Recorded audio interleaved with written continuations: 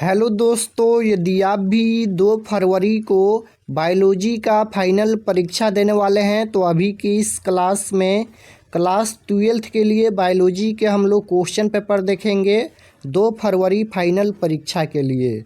तो आप लोग इस क्लास में अंत तक बने रहिएगा। ये बायोलॉजी का क्वेश्चन पेपर है क्लास 12th 2 फरवरी फाइनल परीक्षा के लिए। यहाँ पर देख सकते हो इंटरमीडिएट एग्जामिनेशन 2026 एनुअल यानी वार्षिक फाइनल परीक्षा 2026 के लिए क्लास 12th बायोलॉजी यानी जीव विज्ञान का क्वेश्चन पेपर है 2 फरवरी फाइनल परीक्षा के लिए। और इस क्लास में हम लोग बायोलॉजी के टोटल 70 क्वेश्चन देखेंगे और आपके परीक्षा में भी 70 क्वेश्चन पूछा जाएगा। तो आप लोग शुरू से लेकर अंत तक इस क्लास को पूरा वॉच कीजिएगा। 1 से लेकर 70 तक ऑब्जेक्टिव क्वेश्चन इस क्लास में हम लोग देखेंगे। तो बायोलॉजी का विषय कोड 119 रहेगा और समय मिलेगा 3 घंटा 15 मिनट का और पूर्णांक 70 रहेगा। 70 नंबर का एग्जाम होगा। तो पेपर में सबसे पहले खंड अ मिलेगा सेक्शन ए, जिसमें आपसे ऑब्जेक्टिव टाइप क्वेश्चन पूछा जाएगा। 1 से लेकर 70 तक ऑब्जेक्टिव क्वेश्चन पूछा जाएगा। इनमें से किन्हीं 35 प्रश्नों के उत्तर देना है परीक्षा में। तो आइए पहला नंबर क्वेश्चन देखते हैं। फर्स्ट क्वेश्चन यहाँ पर पूछा गया है। पहला नंबर क्वेश्चन देखिएगा कि मेंडल ने कितने लक्षणों का अध्ययन किया। बताना है कि मेंडल ने कितने लक्षणों का अध्ययन किया, 5 या 4 या 7 या 3। तो इसका आंसर क्या हो जाएगा? तो मेंडल ने कितने लक्षणों का अध्ययन किया, तो याद रखिएगा 7 लक्षणों का अध्ययन किया। Right answer option number C हो जाएगा। फर्स्ट क्वेश्चन का राइट आंसर सी हो जाएगा 7। मेंडल ने अपने प्रयोग के लिए किस पौधे का चयन किया था? तो साधारण मटर का चयन किया था। ये भी आपको याद होना चाहिए।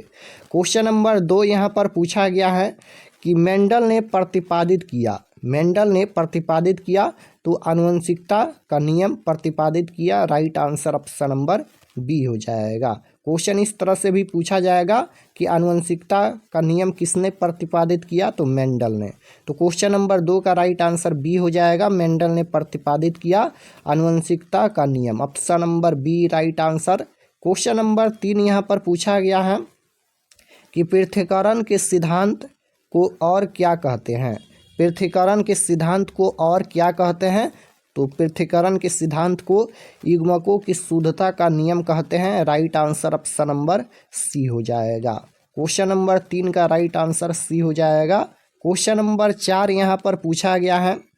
4 नंबर क्वेश्चन देखिएगा, पूछा गया है कि डीएनए इनमें से किसका आनुवंशिक पदार्थ है? डीएनए इनमें से किसका आनुवंशिक पदार्थ है?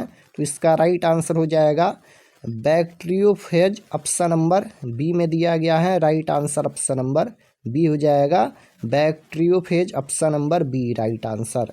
क्वेश्चन नंबर 5 यहाँ पर पूछा गया है। 5 नंबर क्वेश्चन है कि इनमें से कौन सा नाइट्रोजन बेस आरएनए में नहीं पाया जाता है? इनमें से कौन सा नाइट्रोजन बेस आरएनए में नहीं पाया जाता है? तो ये थाइमिन नहीं पाया जाता है। राइट आंसर ए में दिया गया है। Option number A right answer हो जाएगा थाइमिन। क्वेश्चन नंबर 6 यहाँ पर पूछा गया है।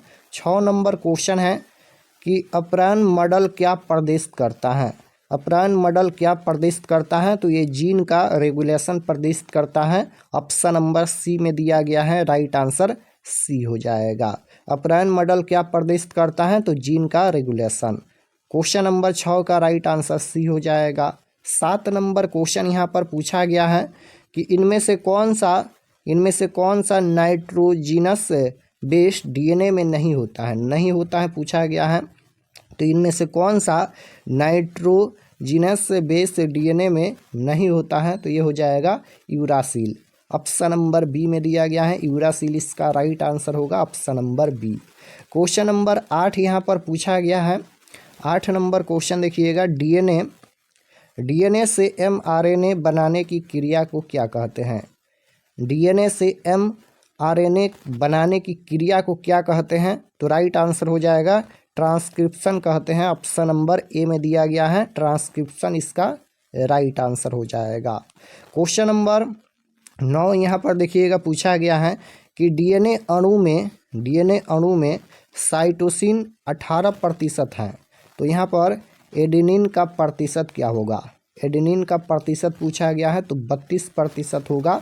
Right answer option number D हो जाएगा 32%। क्वेश्चन नंबर 10 यहाँ पर पूछा गया है।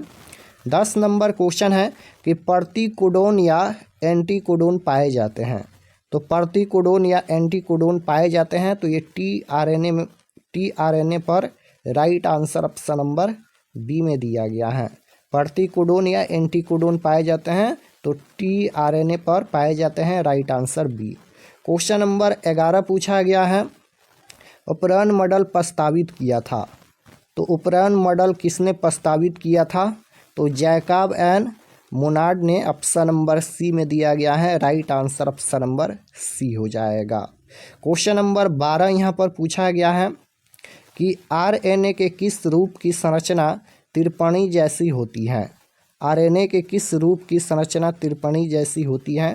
तो ये हो जाएगा tRNA. Option number D right answer. Question number 13 यहाँ पर पूछा गया है। 13 नंबर क्वेश्चन है सैटेलाइट डीएनए एक उपयोगी साधन है। सैटेलाइट डीएनए एक उपयोगी साधन है तो ये हो जाएगा फोरेंसिक विज्ञान का। ऑप्शन नंबर सी में दिया गया है। Right answer option number C हो जाएगा यहाँ पर फोरेंसिक विज्ञान का हो जाएगा। क्वेश्चन नंबर 14 यहाँ पर पूछा गया है कि जीन अभिव्यक्ति का नियंत्रण किनके स्तर पर होता है? तो ये हो जाएगा प्रतिलेखन और अनुवादन दोनों हो जाएगा, यानी राइट आंसर डी हो जाएगा, ए और बी दोनों। क्वेश्चन नंबर 15 यहाँ पर पूछा गया है। निम्नलिखित में से किस बंधन से डीएनए के न्यूक्लियोटाइड बंधे होते हैं? निम्नलिखित में से किस बंधन से डीएनए के न्यूक्लियोटाइड बंधे होते हैं? तो राइट आंसर हो जाएगा सहसंयोजक। Option number B right answer हो जाएगा सहसंयोजक।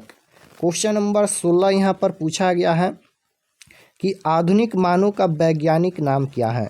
आधुनिक मानव का वैज्ञानिक नाम पूछा गया है तो आधुनिक मानव का वैज्ञानिक नाम हो जाएगा Homo sapiens. Option number D में दिया गया है यहाँ पर होमो सेपियंस, इसका राइट आंसर होगा option number D.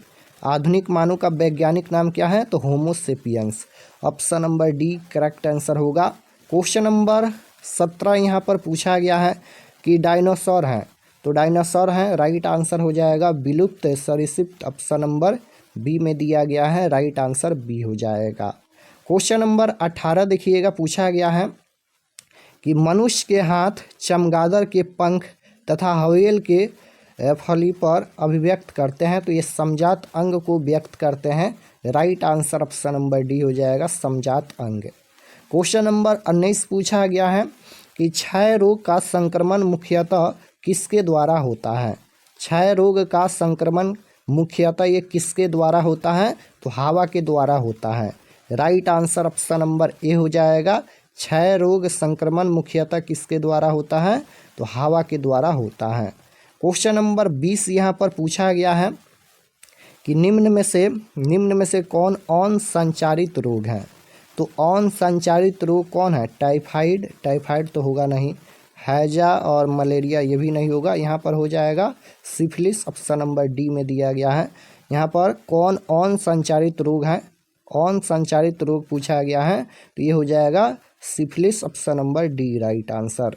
Question number 21 देखिएगा, यहाँ पर पूछा गया है कि बुचेरिया ब्रैकोफाइटा मनुष्य में फाइलेरियासिस उत्पन्न करता है, यह समूह से संबंधित है। कौन सा समूह से संबंधित है? तो ये हो जाएगा हेलमिंथ। ऑप्शन नंबर डी में दिया गया है हेलमिंथ, इसका राइट आंसर होगा। क्वेश्चन नंबर 22 यहाँ पर पूछा गया है कि अत्यधिक मात्रा में अल्कोहल के सेवन से कौन सा अंग सर्वाधिक प्रभावित होता है? अत्यधिक मात्रा में अल्कोहल के सेवन से कौन सा अंग सर्वाधिक प्रभावित होता है? तो यकृत होता है। Right answer option number C हो जाएगा यकृत।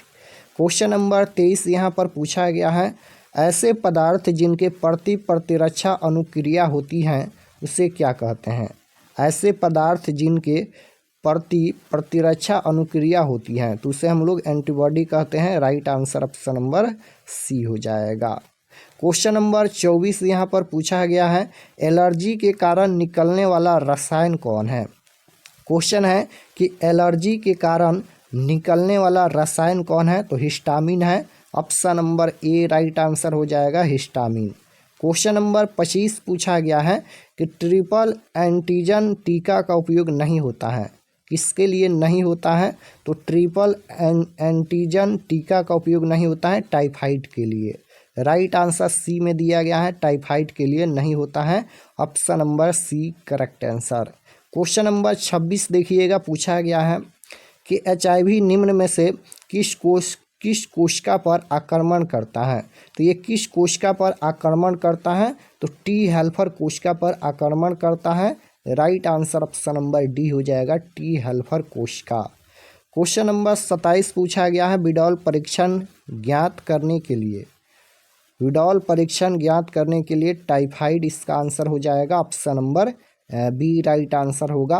क्वेश्चन नंबर 28 पूछा गया है, 28 नंबर क्वेश्चन है रिट्रो विषाणु निम्नलिखित किस बीमारी का रोगजनक है? तो एड्स का option number B right answer. Question number 29 पूछा गया है मलेरिया रोग फैलता है, मलेरिया रोग फैलता है तो मादा एनोफिलिस मच्छर से। Right answer option number C हो जाएगा। क्वेश्चन नंबर 30 पूछा गया है, 30 नंबर क्वेश्चन है ओकोजिन इनमें से किसके लिए उत्तरदायी हैं? ओकोजिन इनमें से किसके लिए उत्तरदायी हैं? तो कैंसर के लिए उत्तरदायी हैं। Option number A right answer हो जाएगा। 31 नंबर क्वेश्चन है कि इनमें से कौन जीवाणु जनित रोग है? इनमें से कौन जीवाणु जनित रोग है? तो ये हो जाएगा कुष्ठ रोग, क्षय रोग और हैजा, ये तीनों हो जाएगा ना। हाँ, इसका राइट आंसर डी हो जाएगा, इनमें से सभी। क्वेश्चन नंबर 32 पूछा गया है निम्नलिखित में कौन सा व्यवस्थित कीटनाशक है? तो ये हो जाएगा Furadan, option number B right answer. Question number 33 number question है कि सर्वप्रथम निर्मित परजीवी गाय का नाम इनमें से कौन था? सर्वप्रथम निर्मित परजीवी गाय का नाम इनमें से कौन था? तो रोजी, option number D right answer. Question number 34 पूछा गया है कि इनमें से कौन एक जैव खाद नहीं है? इनमें से कौन एक जैव खाद नहीं है, नहीं पूछा गया है। तो ये हो जाएगा Bacillus thuringiensis, option number B में दिया गया है। Right answer option number B हो जाएगा। क्वेश्चन नंबर 35 है निम्नलिखित में कौन समुद्री मछली है? निम्नलिखित में कौन समुद्री मछली है? तो समुद्री मछली पूछा गया है, हिल्सा हो जाएगा, option number C right answer. Question number 36 है निम्नलिखित में से किसका संबंध पीली क्रांति से है? निम्नलिखित में से किसका संबंध पीली क्रांति से है? तो तेलहन का संबंध पीली क्रांति से है। Right answer option number D हो जाएगा, तेलहन। क्वेश्चन नंबर 37 पूछा गया है, यहाँ पर दूध से दही बनाने में किस जीवाणु का उपयोग होता है? दूध से दही बनाने में किस जीवाणु का उपयोग होता है? तो इसका आंसर क्या हो जाएगा? लैक्टोबैसिलस, ऑप्शन नंबर बी में दिया गया है, Lactobacillus, option number B right answer. Question number 38 पूछा गया है जैविक खाद का मुख्य स्रोत है, जैविक खाद का मुख्य स्रोत है तो जीवाणु हो जाएगा, option number C right answer होगा, जीवाणु।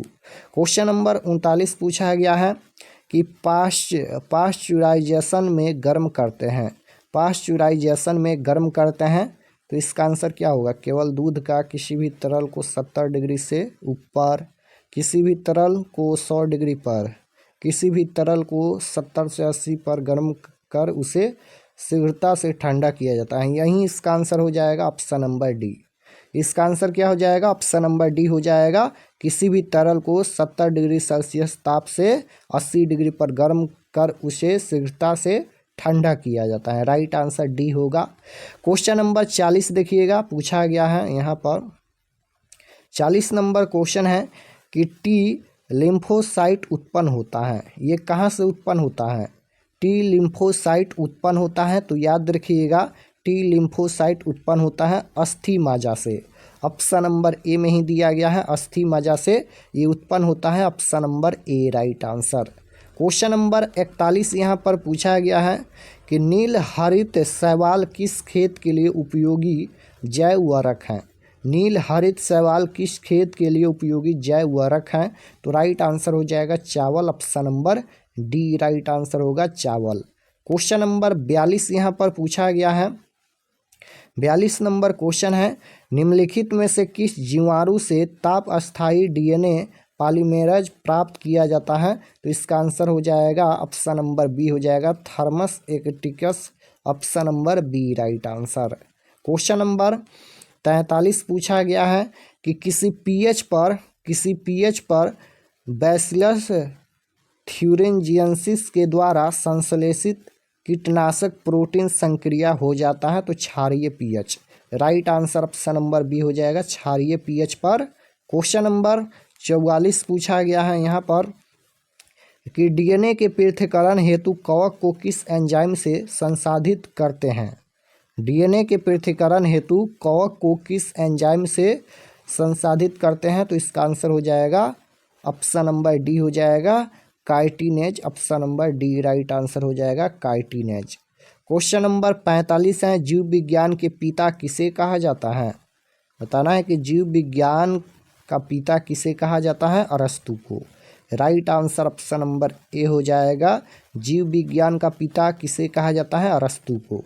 क्वेश्चन नंबर 46 पूछा गया है, निम्नलिखित में से किसका प्रयोग फसली पौधों में उत्परिवर्तन हेतु करते हैं? तो गामा किरण का।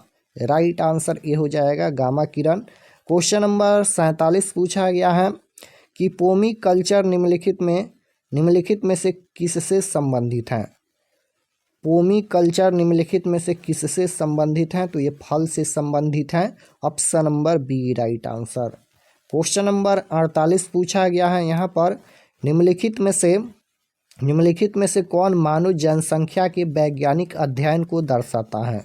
निम्नलिखित में कौन मानव जनसंख्या के वैज्ञानिक अध्ययन को दर्शाता है? तो इसका राइट आंसर क्या हो जाएगा? जनसंख्या की, ऑप्शन नंबर डी में दिया गया है, जनसंख्या की इसका राइट आंसर होगा। क्वेश्चन नंबर 49 पूछा गया है, निम्नलिखित में किस ग्रह पर जीवन की संभावना है? तो मंगल ग्रह पर, option number A right answer होगा। क्वेश्चन नंबर 50 है कि पारिस्थितिक तंत्र में ऊर्जा का प्रवाह आहार श्रृंखलागत होता है, तो एक दिशीय होता है, option number A right answer हो जाएगा, एक दिशीय। क्वेश्चन नंबर 51 है, निम्न में कौन कीटभक्षी पौधा है? तो ये हो जाएगा ए और बी दोनों, यानी ए में दिया गया है ड्रासेरा और बी में दिया गया है नेपेंथिस, तो ए और बी दोनों हो जाएगा, option number C right answer. Question number 52 यहाँ पर पूछा गया है, निम्नलिखित में किसके द्वारा सर्वाधिक सौर ऊर्जा का अवशोषण होता है? निम्नलिखित में किसके द्वारा सर्वाधिक सौर ऊर्जा का अवशोषण होता है? तो शैवाल लगाकर, option number D right answer हो जाएगा, शैवाल लगाकर। क्वेश्चन नंबर 53 पूछा गया है, रेड डाटा पुस्तक में किस प्रकार की जीवों की सूची रहती है? रेड डाटा पुस्तक यानी रेड डाटा बुक में किस प्रकार के जीवों की सूची रहती है?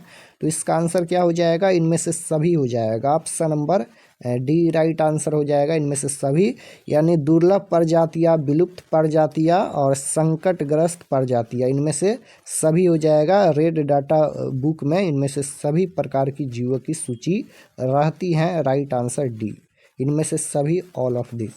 क्वेश्चन नंबर 54 पूछा गया है, राष्ट्रीय उद्यान में सुरक्षा प्रदान की जाती है? राष्ट्रीय उद्यान में सुरक्षा प्रदान की जाती है, तो दोनों हो जाएगा, ए और यहाँ पर बी दोनों, यानी ए में दिया गया है फ्लोरा की और बी में दिया गया है पारिस्थितिक तंत्र की, ए और बी दोनों हो जाएगा इसका answer, right answer D. Question number 55 है कि गिर अभ्यारण्य प्रसिद्ध है, किसके लिए प्रसिद्ध है? गिर अभ्यारण्य ये शेर के लिए प्रसिद्ध है, option number C right answer. 56 number question है, कान्हा राष्ट्रीय उद्यान प्रसिद्ध है? तो कान्हा राष्ट्रीय उद्यान ये बाघों के लिए प्रसिद्ध है, राइट आंसर सी हो जाएगा। 57 नंबर क्वेश्चन है, सुंदरवन का संरक्षित जैवमंडल भारत के किस राज्य के अंतर्गत है? तो पश्चिम बंगाल में है, राइट आंसर डी हो जाएगा, पश्चिम बंगाल। गेंडा अभ्यारण्य किस राज्य में है?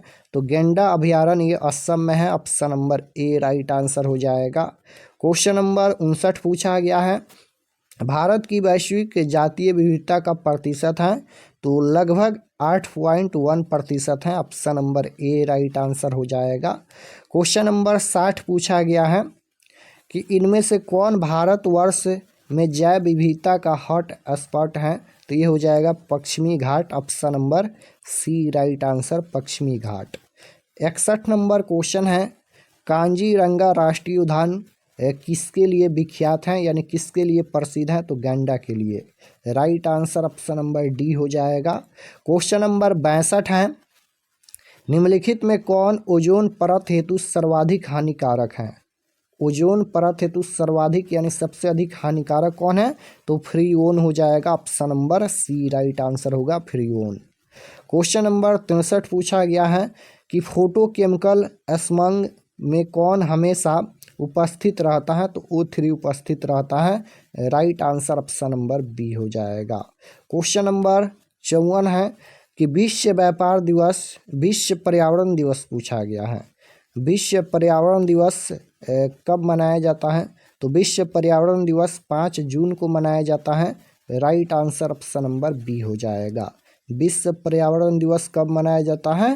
तो 5 जून को। क्वेश्चन नंबर 65 पूछा गया है यहाँ पर कि SO2 प्रदूषण का सूचक है, यानी सल्फर डाइऑक्साइड प्रदूषण का सूचक है। तो ये हो जाएगा lichen, option number B right answer हो जाएगा। SO2 प्रदूषण का सूचक है लाइकेन। क्वेश्चन नंबर 66 है, बायोगैस में होते हैं? तो बायोगैस में CO2, H2S, CH4 इनमें से सभी होते हैं। राइट आंसर डी हो जाएगा। क्वेश्चन नंबर 67 है, चिपको आंदोलन संबंधित है? तो चिपको आंदोलन संबंधित है मनुष्य द्वारा वृक्षों को काटकर गिराए जाने से बचाने के लिए। Right answer option number B हो जाएगा। क्वेश्चन नंबर 68 है, अम्लीय वर्षा में pH कितना होता है? अम्लीय वर्षा का pH मान पूछा गया है, तो 5 होता है। राइट आंसर सी हो जाएगा। अम्ल का pH मान 7 से कम होता है, क्षार का pH मान 7 से ज़्यादा होता है और उदासीन विलयन का pH मान 7 होता है। 69 नंबर क्वेश्चन देखिएगा, पूछा गया है कि निम्नलिखित में से जैव आवर्धीकरण का कारण किसे माना जाता है? तो DDT को। Right answer option number B हो जाएगा। 70 नंबर क्वेश्चन देखिए, लास्ट क्वेश्चन है। पूछा गया है कि निम्न में कौन ग्रीन हाउस गैस नहीं है? कौन यहाँ पर ग्रीन हाउस गैस नहीं है? ग्रीन हाउस गैस नहीं पूछा गया है। मीथेन ये ग्रीन हाउस गैस है। क्लोरोफ्लोरोकार्बन यानी इसे CFC कहते हैं, ये भी है। कार्बन डाइऑक्साइड ये भी है, लेकिन नाइट्रोजन नहीं है। तो right answer option number D हो जाएगा। निम्न में कौन ग्रीन हाउस गैस नहीं है? तो नाइट्रोजन नहीं है, option number D correct answer होगा। तो यहाँ पर हम लोग बायोलॉजी के टोटल 70 क्वेश्चन देखे हैं। तो आप लोग कमेंट में बताइए कि आपका कितना क्वेश्चन सही हुआ। और अगर आप लोग चैनल पर नए होंगे तो चैनल को ज़रूर सब्सक्राइब कर लीजिएगा, ताकि आने वाले नेक्स्ट क्लास आपके पास ज़रूर पहुँचे। और बायोलॉजी का objective subjective question paper download करने के लिए गूगल पर जाइए, सर्च कीजिए RK एक्सपर्ट स्टडी। तो जैसे ही गूगल पर सर्च करेंगे RK एक्सपर्ट स्टडी, तो आपके सामने फर्स्ट पेज आएगा, उस पर क्लिक कीजिएगा और क्लास 12th के सेक्शन में जाकर आप लोग बायोलॉजी का ऑब्जेक्टिव सब्जेक्टिव PDF डाउनलोड कर सकते हैं। तो मिलते हैं नेक्स्ट क्लास में, तब तक अपना स्टडी कीजिए। आप सभी को धन्यवाद।